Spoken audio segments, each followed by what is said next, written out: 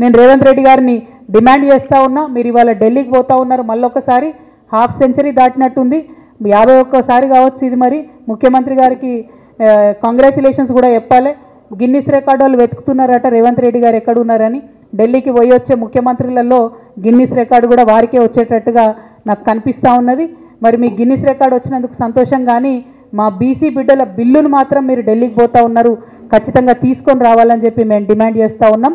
ఒకవేళ మీరు బీసీలకు 42% రిజర్వేషన్ ఇవ్వకుండా ఎలక్షన్లకు పోయేటట్టయితే ప్రతి గ్రామంలో ఉన్నటువంటి తెలంగాణలో ఉన్నటువంటి ప్రజాస్వామ్యవాదులందరినీ కూడా మేము రిక్వెస్ట్ చేసి 100ల కొద్దీ నామినేషన్లు వేపిస్తాం.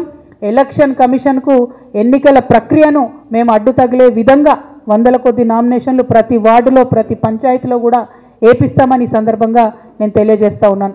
అదేవిధంగా బీసీ బిల్లు సాధన కోసం మరి అలా తెలంగాణ వికసిత్ యాత్ర పేరుతో చెప్పి మీటింగ్లు పెడతాదట.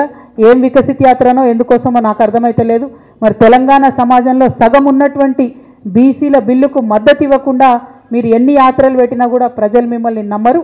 కాబట్టి దయచేసి బీజేపీ నాయకత్వాన్ని నేను రిక్వెస్ట్ చేస్తూ ఉన్నాను, ఇవాళ బాల్ మీ కోర్టులో ఉన్నది, మీరు నిర్ణయం తీసుకుంటే 42% రిజర్వేషన్ అమలవుతుంది.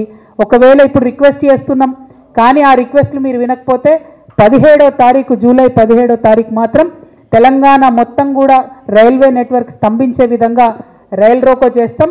మేము రైళ్లలో ప్రయాణించే వారందరికీ కూడా రిక్వెస్ట్ చేస్తున్నాం, జూలై 16, 17, 18 మీరు కనుక ప్రయాణాలు పెట్టుకుంటే వాటిని వాయిదా వేసుకోండి. 16వ తారీఖు నుంచి మీరు ఎక్కడి నుంచైనా వస్తే తెలంగాణలో ఇరుక్కుంటారు. మరి 18వ తారీఖు నాడు మీరు ఎక్కడన్నా చేరుకోవాలనుకుంటే కూడా మీకు ఇబ్బంది అవుతుంది. కాబట్టి జూలై 16, 17, 18వ తారీఖు నాడు మాత్రం రైల్వే నెట్వర్క్ అంతా స్తంభిస్తుంది తెలంగాణలో. సో మీరు ఖచ్చితంగా ప్రయాణం వాయిదా వేసుకోవాలని కోరుతున్నాను. సో మళ్ళొక్కసారి ముఖ్యమంత్రి గారికి హాఫ్ సెంచరీ దాటి ఢిల్లీకి ప్రయాణిస్తున్నందుకు కంగ్రాచులేషన్స్ చెప్తూ బీసీ బిల్లు పట్టుకొని ఢిల్లీ నుంచి రావాలి. బనకచెర్ల మీద అపెక్స్ కౌన్సిల్ మీటింగ్ పెట్టించుకొని బనకచెర్ల ప్రాజెక్ట్ ఆపే మీరు ఢిల్లీ నుంచి తెలంగాణకు రావాలని డిమాండ్ చేస్తూ మరి హాజరైన మీడియా మిత్రులందరికీ కూడా నమస్కారాలు. జై తెలంగాణ, జై జాగృతి, జై కేసీఆర్.